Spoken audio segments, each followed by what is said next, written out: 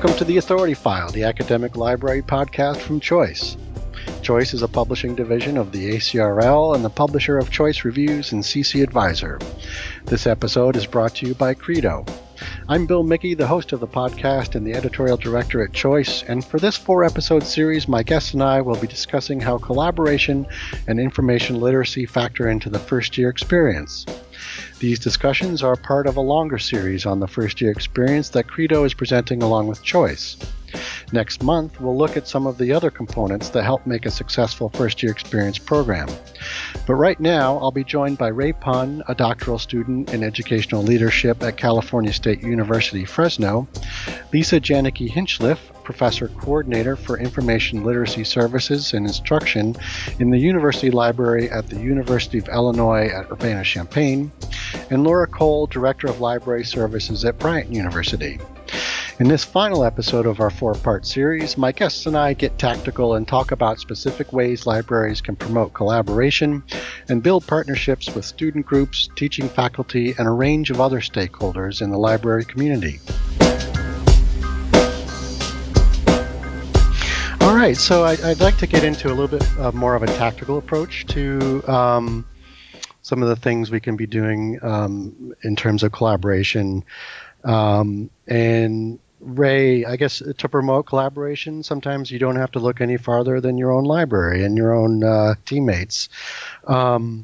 Tell us some of the ways that librarians can collaborate with each other on particular projects and which interdepartmental matchups can produce innovative approaches. Yeah, that's really a great question because I have been looking for opportunities to always support my colleagues, but also thinking like breaking these silos, right? When I see them, I always think of ways to do it. Of course, in a way that is supportive of our library's mission, value, strategic plans, and things that relate. It's not just like, oh, the spur of the moment, I just want to, collaborate with you. Of course, there's some of that feeling and sentiment as well. So like when I collaborate with folks, for instance, I'm mostly in public service. So that's where information literacy, first year experience, outreach, etc., research services and reference will be located. And I find ways to work with colleagues in special collections. And that's mostly because I have a background in history and I've always been interested in finding ways to engage with those folks with really unique collections. And so one of the things we've done at Fresno State when I was there, looking at Wikipedia edit-a-thons. So these are just really fun programming that's open to folks who want to edit and improve Wikipedia entries. And it's not really a innovative task right now in this time, but it's definitely a unique task to collaborate with different stakeholders, special collections and public service, working together to ensure that we bring in the materials and have students, usually from history and different other departments, coming in and editing Wikipedia entries, utilizing what they see and the resources. So, for example, last year happened to be the 75th anniversary of remembrance of the Executive Order 9066, which was the executive order that President FDR had signed in 1942, designating zones for Japanese Americans to be located. And this would lead to the internment experience. And what happened was at Fresno State, we had an exhibit, like many other universities and libraries out there in the country, to remember what happened. And it's very parallel to obviously contemporary times and the challenges. But what's interesting was that we had a lot of source materials from that period. So there were a lot of survivors who had donated materials, papers, and primary sources from our special collections. And my role was to support them in terms of creating a Wikipedia programming. So what that meant was I worked closely with different professors and telling them that we have this public program and we opened it to the community. So this collaboration, isn't necessarily this collaboration. I think it's unique in a sense that we traditionally have never had this kind of opportunity. So this was a great way to work closely with special collections and the community, and to really remember this tragic history in America that I think really helped shape our role, the library's role in advancing these kinds of history from marginalized communities. Are your first-year students great researchers? Let's be honest, the answer is probably no. Websites like Google and Wikipedia have spoiled users with convenience while flooding the information landscape with sources ranging from shoddy to outright duplicitous. Credo Online Reference Service can help. Its user-friendly interface gives students the convenience they expect, paired with the authoritative content librarians demand. Features like topic pages, the mind map, and real-time reference make it ideal for demoing the research process during instruction. Visit corp.credoreference.com for more details and to download the interactive Credo FYE guide, Practices for Enhancing Instruction, which features prominent librarians offering step-by-step activity plans and best practices. As with students and partnering with students, and Ray, you touched on this a little bit already, but partnerships with teaching faculty obviously can pay big dividends as well.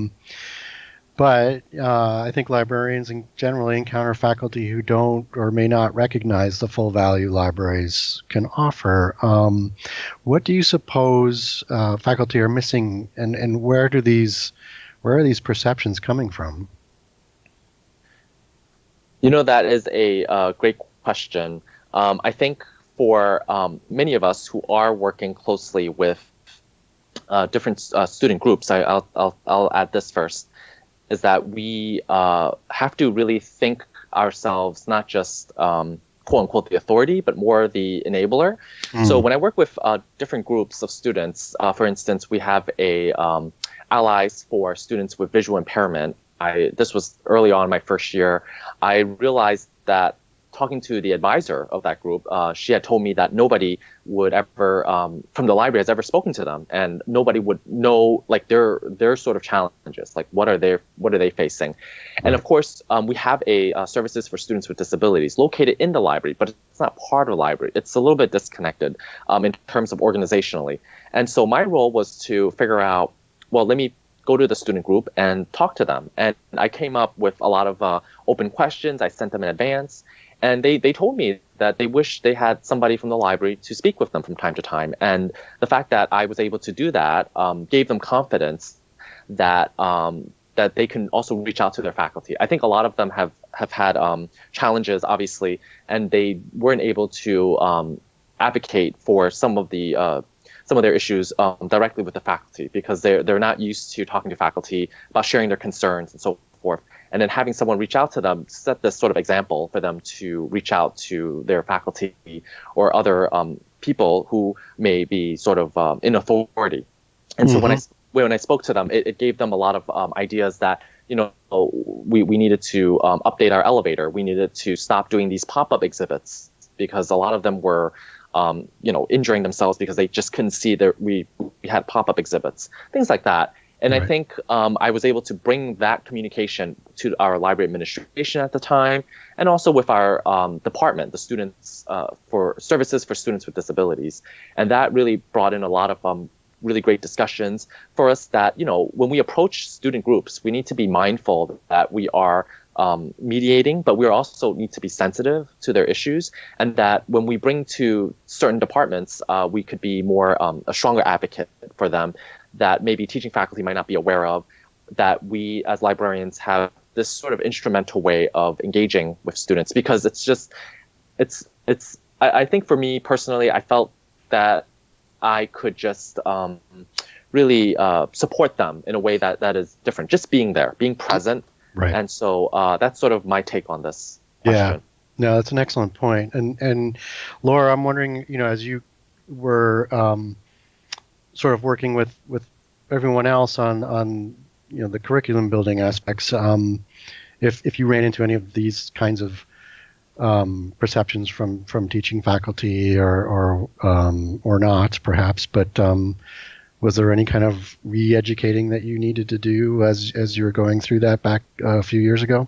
Yeah, one memory that jumps right out at me is the one person who kept saying informational literacy, and then he would say things about technology, that we were all about technology, that's what it. So there was like in that instance, I was like, whoa, I definitely need to do a little bit of, re-education, at least just even about what we do, and that it's not just technology and databases, and that there's a lot more that can happen.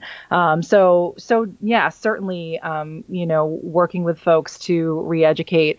A lot of it, I feel like, is about showing interest in teaching faculty courses and what their current assignments are and how they feel they're being supported, at the current time. And then sort of talking about, and then of course, like, what is it that you're trying to teach the students?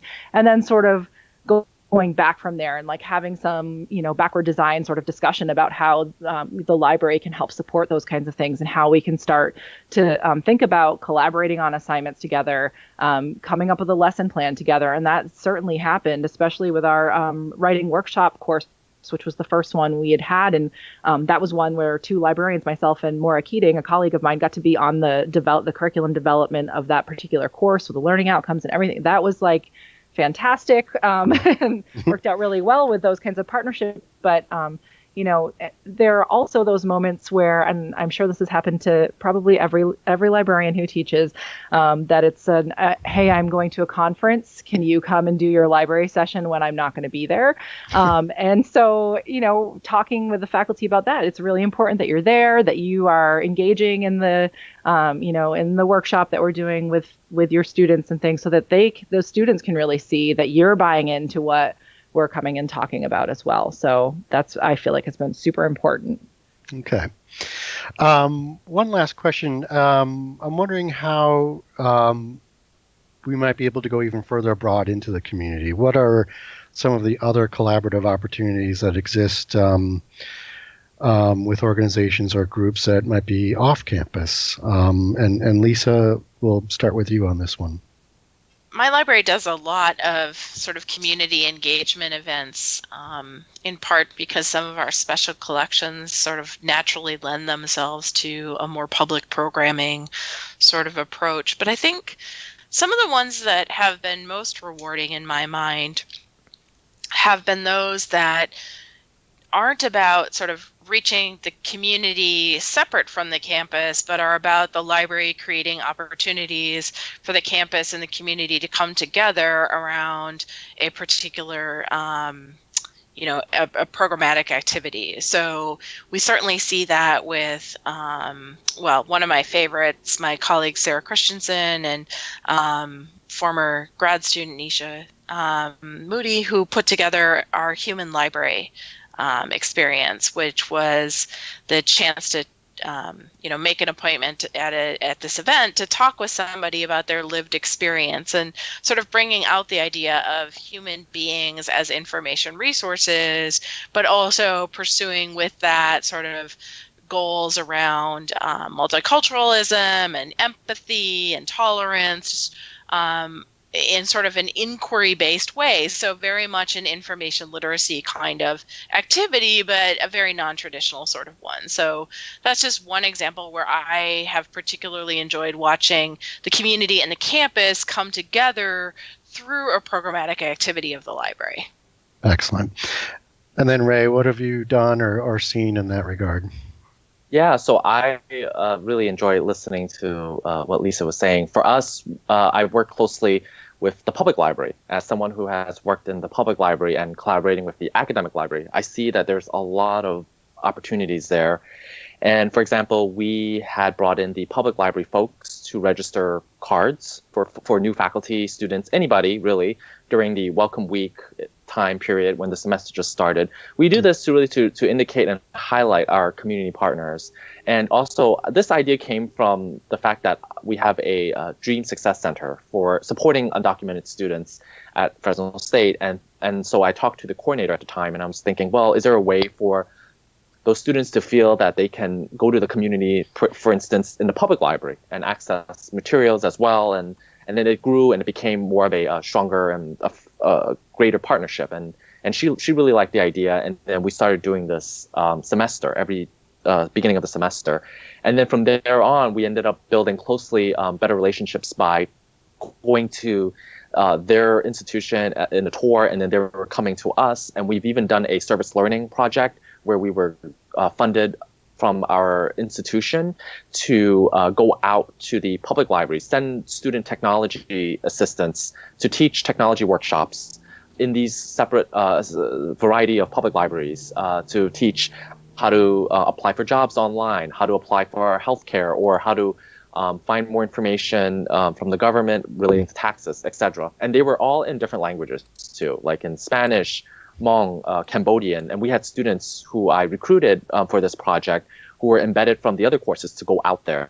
And it was a great way to strengthen our partnership. And today we really have a great partnership going on because of all the community outreach that we've done with the public library.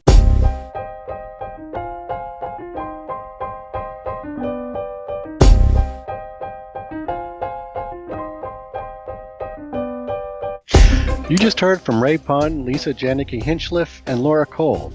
This concludes our series on how collaboration and information literacy factor into the first-year experience. This episode was brought to you by Credo. Find all of the episodes of The Authority File on your favorite podcast app or on our website, choice360.org. Just click on the librarianship drop-down.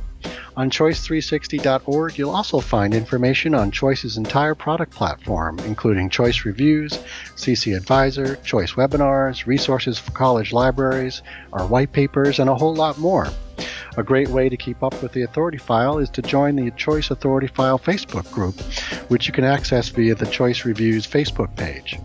As a member of the group, you can give us feedback, suggest podcast participants, chat with other listeners, and submit new topic ideas.